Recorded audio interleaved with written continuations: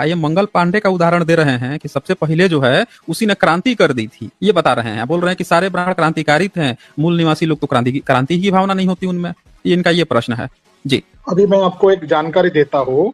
लगभग 1791 की बात होगी। महाराष्ट्र में उमाजी नाइक पैदा हुए थे। उमाजी नाइक एक बैकवर्ड कास्ट में, लोअर बैकवर्ड कास्ट, जिन्हें अंग्रेजों ने ब्राह्मणों के कहने पर क्रिमिनल ट्राइब घोषित किया था। 1832 में ब्रिटिश लोगों ने उनको सूली पर चढ़ाया था, फांसी लगाया था 1832 में। अब ये मंगल पांडे का कार्यकाल, और ये 1832 में मार दिए गए उमाजी नाइक, तो क्रांतिकारी, आद्य क्रांतिकारी तो वही है।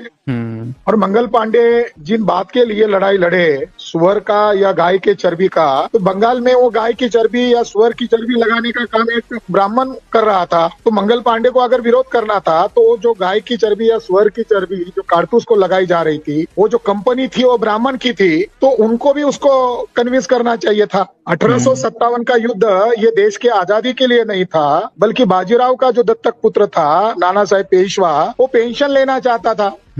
और बाजीराव पेशवा को सालाना 8 लाख रुपए मिलते थे। बताइए।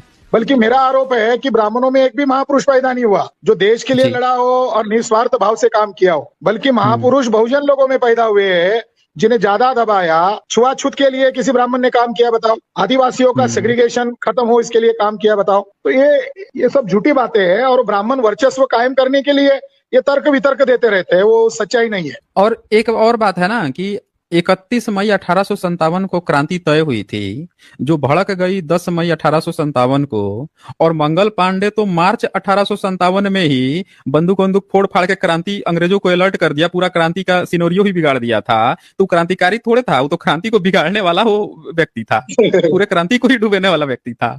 और ये महिमा गा रहे हैं कि वो क्रांति कर दिया था, और वो भी चर्बी की लड़ाई थी उसकी। जब किसी ने कह दिया कि भाई तू तो गाय का और सुअर का चर्बी मुंह से तरेड़ता है, उससे पहले उसको कोई दिक्कत नहीं थी, ना अंग्रेज से दिक्कत थी, ना उनकी गुलामी से कोई दिक्कत थी, कुछ नहीं थी। वो तो चर्बी की लड़ाई लड़ने गया था, यही क्रांतिकारी बना दिया उसको। बिल्कुल सही कहा आपने।